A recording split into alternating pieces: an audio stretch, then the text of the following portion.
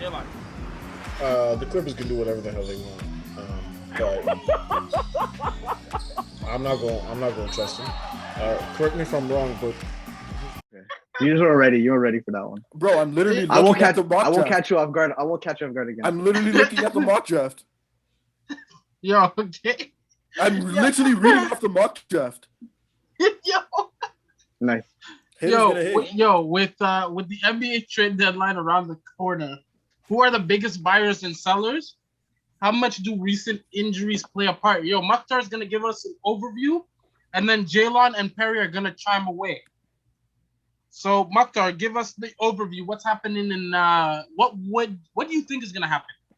So this is just my personal opinion. I think this is going to be a really weird trade deadline because of the way the NBA presented this new play-in system. So now there's going to be teams from 8 through 10 or 7 through 10 that think that they all have a chance to make the playoffs. And so they're not going to really let go of assets. They're not going to be sellers necessarily because they want to get into the playoffs and get like some playoff juice into their young players like Charlotte, Chicago, teams like that. And so what I think, like normally years like this, like a guy like Thomas Satoransky and Thaddeus Young would be like, people would be jumping on guys like that just to go get. Anyways, nice laugh. I wanted to laugh too, guys, but it's okay. Anyways, you can't sit with us.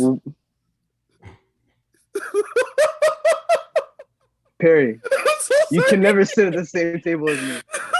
Don't ever just. You're on the stool. That's why you can't sit with us. You're on the stool, bro. You're on the stool. What is it? They put me on a pedestal. 5'6". Because 5'6". Anyways, we're the same height. Anyways, nope. Don't disrespect me. I got a few inches on you, bro. That's okay. You still can't guard me. Anyways, you still can't guard. Anyways, so what I think is gonna happen at the trade deadline, I think Atlanta's gonna be big sellers. Atlanta's gonna get rid of John Collins, and he's a really hot commodity. He's a young forward that can be really productive for you. But the only thing is, he's a restricted free agent, so he can be up at the end of the year. Bogdan Bogdanovic, they're trying to get rid of. And Cam Reddish, I'm really surprised they really want to get rid of Cam Reddish, but I understand because they have DeAndre Hunter, they have Kevin Huerter, they already have guys that fill up that position, and they just overdrafted at that size. I think the Miami Heat are going to be looking to add another point guard. We'll see who they add, perhaps a Kyle Lowry, but I think Kyle Lowry is untouchable. They also are in the market for another big man, so maybe LaMarcus Aldridge trade because they can't get him at the buyout, but we'll see. You think Kyle Lowry's untouchable, sorry? You think Kyle Lowry's untouchable? I just don't think they're going to move him. I think they have like the respect for him. If he wants to get moved, he will get moved. But I think if he wants to stay, Masai won't trade him. Like not even a buyout situation, nothing? No, because why would you lose him for nothing? Okay. And for the Clippers, they desperately need a point guard. And option 1A and 1B is Kyle Lowry and Lonzo Ball. No question. I would want Lonzo Ball if I could get him in a second. It'd only take like a Lou Williams expiring contract and the Pat Beverly contract, which is contracts that I'd love to get rid of, but both? We'll see. Either of them, but I'd get rid of any of them in a heartbeat for Lonzo. I'd get rid of both. But I would get rid of both of them personally. But if that doesn't work for Kyle Lowry and Lonzo, they could potentially get a George Hill or Ricky Rubio, which would be okay fits for them. Would put them really over the top, but it's better than what they have, which is nothing. Aaron Gordon is a big name that just said that he wants to get traded, and I think he'd be a pretty sick fit with Boston if they could potentially get him. They have that $28 million trade exception. We'll have to see what they do. For Aaron Gordon? Yeah. Wow. Yeah. And I also think Orlando, as a general, Evan Fournier, Terrence Ross, James Ennis. Guys like that, veteran guys like that, they're on the move. Orlando's looking to rebuild. I wouldn't be surprised if Big Vooch gets traded either. I'm really not sure what Indiana's going to do. They're sitting at number 10 right now, number 10 and number 9. They have a lot of guys, and it doesn't make sense how they're this low right now. I kind of get it because Karis LeVert just came back. Yeah, I kind of get it because of that, but I would look to see maybe they trade Miles Turner for a piece because I don't think Miles Turner and Sabonis fit together anymore. Well, I don't think they ever really did. It's just they had to do it because they were there, but so what do you I think Miles Turner for? We'll see. I would try to get another wing, a really solid 3-man. Like who? I can't name somebody off the top of my head, but I'd have to do some fielding. But like somebody like You know what? Don't give me a name. Like just a give me Bogdan, team. like a Bogdan. I wouldn't be surprised. Bogdan Bogdanovic from the Hawks would be a sick fit for them. And Like they need a player like that. You think the Hawks acquire that with Clint Capella? No, it could be a 3-team trade. Oh, okay. 3-team, 4-team trade, no problem.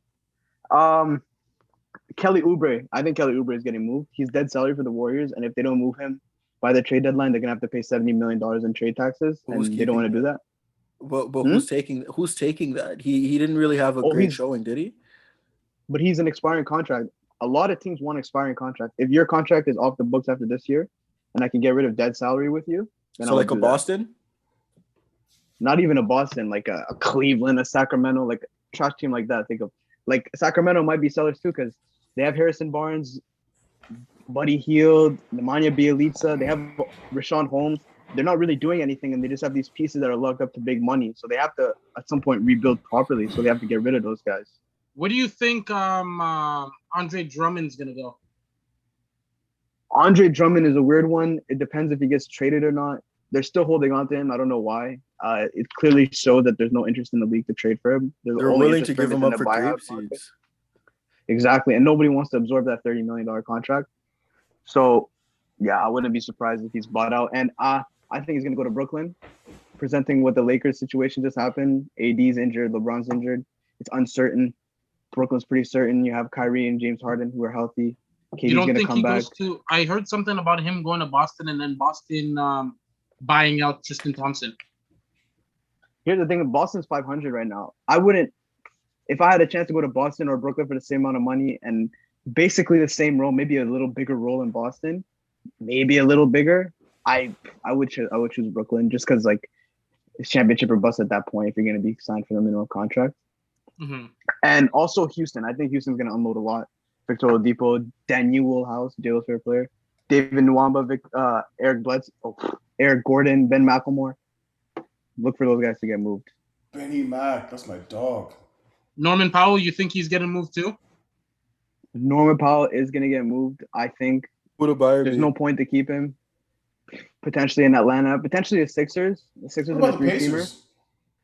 Oh, that'd be a great fit for the Pacers, I think. But I think it'd make him too small because Karis LeVert's just big enough to be a 2 guard. He's not the size of a 3, and Norman Powell can guard 3s, but he's not really a 3. Would you accept Miles Turner for Norman Powell straight up? If you're Toronto? No. I want Cam Reddish. Why not? I want Cam Reddish. Just because Miles Turner signed up to a long contract, and I don't want to be like he's held leading the league in accountable for 3 blocks. more years. Like Miles I don't want to Turner, hold on to a contract you need a for 3 center years. in Toronto. Toronto's center is depleted. It's true, but I just don't want to. I don't want to pay him a premium amount for 3 years because that's going to tie up my salary at the end at that point. Because if Toronto does get rid of the Norm, then they have 2 max salary spots, and it'll just mess everything up. But yeah, and Pelicans, he's only getting 20 mil, bro. Yeah, but take 20 mil out, put 20. Okay, so if you look at the end of this year, you have OG Anunoby's extension is going to kick in, so that's another $18 million a year. Van Fleet's getting paid 20. Siakam's getting paid 30. So that's okay. My question for you is salary. more my fault. My question for you is more: what type of big are you going to get that can match Miles Turner's production or top it for less than 20 mil a year? For Toronto. In Toronto. Yeah. I just think because you lock him up for 3 years, I think Kyle Lowry goes up a little bit. Your defense goes up a little bit. Now and you have a dude who can stretch the floor. Exactly. Pick and pop. I just don't want to pay 5. I wouldn't pay him that amount. But that's the only he'd reason. essentially be getting underpaid for the role he's performing. At the end of the day, I still wouldn't pay. He's averaging 3.4 blocks per game this year, which is amazing. Good for him, but I think it's an anomaly. I don't think he's going to have another good year like this. What I'm saying is I would trade Norman Powell for young guys, young assets, not something that I would tie me up to money. So like get a Cam Reddish. What about Larry? Kyle Lowry is going to stay on the team. He's not getting traded. But he's old, so like, don't you want to give him an opportunity to win? Yes, but his contract expired. At the end of the day, his contract's expiring. He's one of my greatest players in my franchise history, and I'm going to give him all the respect and let him choose what he wants to do in his career. If he wants to stay, he can stay. If he wants to go, he can go. So you're essentially rebuilding if you're the Raptors? Yeah, retooling, not rebuilding. Can you explain retooling for next year. Can you explain the difference? Rebuilding is like tanking for a whole year. They tried to win this year, they didn't, and they didn't purposely lose. Rebuilding is tanking. Rebuilding is tanking. Are you sure?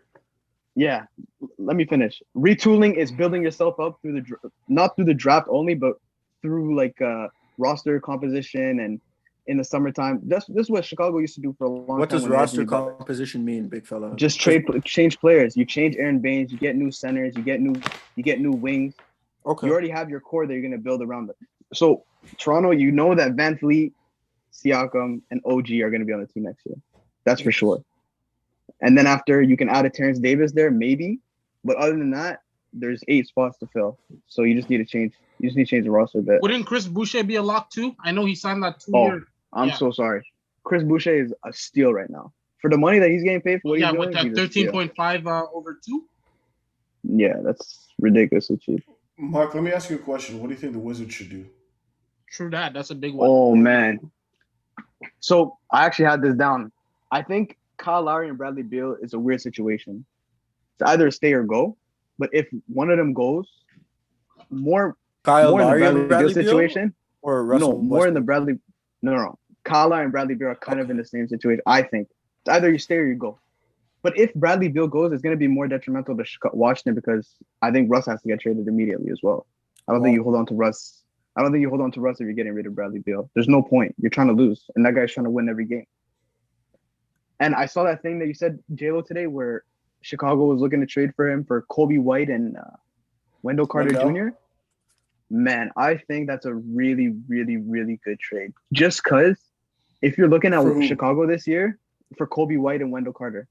Okay. If you're looking at Chicago this year, Kobe White has dropped in his production. He got demoted from his starting position to 6-man position, and he can't really defend at a high level, and he's not scoring efficiently anymore.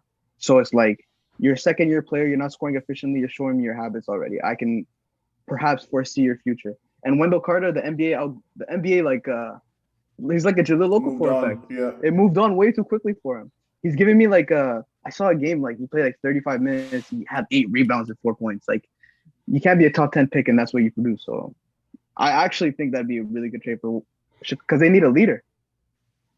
What about the rumor Shams reported the Clippers are really interested in Russell Westbrook? I think that'd be a good trade for the Clippers just because if you can subtract, because this is what I think. If I can have Russell Westbrook in a playoff game, he's gonna play 40 hard minutes. And he's gonna play both ends of the floor as well. And if I can replace Pat Beverly and Lou Williams with that guy, I would do that any day in a minute. Any day.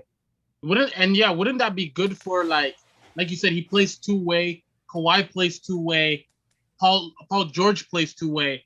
Yeah, that team's getting like 3 all NBA dudes who play 2-way basketball. And Serge Ibaka. And yeah, can't forget Serge. Wouldn't that put them like probably competing with the Lakers in the conference finals, potentially going to the finals? As much as I would love to see them compete against the Lakers, I think they're just no match for them. LeBron and AD are just gonna abuse them, toy with them. Paul George is complaining too much about not getting superstar calls rather than being superstar. There's something that happens when Doncic is in front of this guy, like he activates a stone in his head, and it's assault. It's crazy. There's something up there, but yeah, I actually wouldn't mind if the Clippers went to go get Devontae Graham. I think that'd be a really good gettable player for them. Even though he doesn't really run your offense, he's gonna be aggressive for me. And when Paul George and Kawhi are playmaking, because they have the ball most of the time, he's a really reliable guy off the catch and shoot because he can shoot from like the 30 feet hash mark. He can shoot from the top. He can shoot from the corners. I think that'd be a pretty good pickup for them. But do you think that they still trade him though because LaMelo's injured? Because before that, I was thinking that he was between him, Scary Terry, and LaMelo. Obviously, you're not trading LaMelo. I thought that like Devontae would be a good piece to move, give him a new look. But now that LaMelo's injured, do you think like they're gonna keep Devontae and Scary Terry, and that's gonna be their 1-2 tandem? It's weird you saw it that way. I thought Terry would be like a lock on that team. I saw it like as Devontae, LaMelo, and Malik Monk. And I thought it was between Malik Monk and Devontae Graham this year who's going to win it out, and it looks like Malik Monk won it out. Mm-hmm. So I think Devontae Graham at the end of the day is going to get moved. And he's going to be a good pickup for any team because he really is a productive NBA player. He just needs to find his fit. He's not getting the minutes that he deserves. Yeah, but that's what I'm saying. Like, that's where I was like, he lost it to. Well, you can argue the Malik Monk thing, but I thought it was him and Scary Terry who were going to battle it out to see who leaves. So that's interesting that you brought that up. But yeah, I think he should still be moved, even though LaMelo's injured. Muck, let me ask you one last question before we move on. Sorry, Bina. But what do you think is the best play for the Warriors? Tank. Like, there's nothing like. They have the Minnesota Timberwolves pick, so if they tank, they can have it. Yeah, that's golden, huh? Because of the D'Lo trade last year. Isn't it top 3 protected or something? It is top 3 protected, but aren't they projected to be top 3? But the thing is, the NBA lottery, the way it works, everybody has an equal split 14% chance now. So it's not like how it used to be where the last team has 30% chance. So yeah, because they just wanted to eliminate the guys like Cleveland getting the number 1 pick over years and over and over again. But yeah, were you not the one who said this year's draft class was weak? Yeah, but if you can get 2 top 5 picks, the potential trades that you can do to build around Steph and Clay. Yeah, it's just the thing about the pick thing is, like, you don't select the player, you trade the picks, because the picks is the most attractive thing. It's not the player that you pick, because when you pick the player, it could be it's the aura. He could be a bust. He probably is not a good fit for you guys, but if you have like I have 2 potential top 10 picks, I can trade you for this guy and I'll throw in Kelly Oubre, and then you get another max guy. Gonna be good, bro. Yeah, so we're gonna only time will tell. We're gonna move on from this, but we'll be sure the next week to analyze everything that happens after Friday on next episode. We'll be talking in depth about the trade deadline, the buyout market, all of that. We'll have that for you. Muck will lead the way.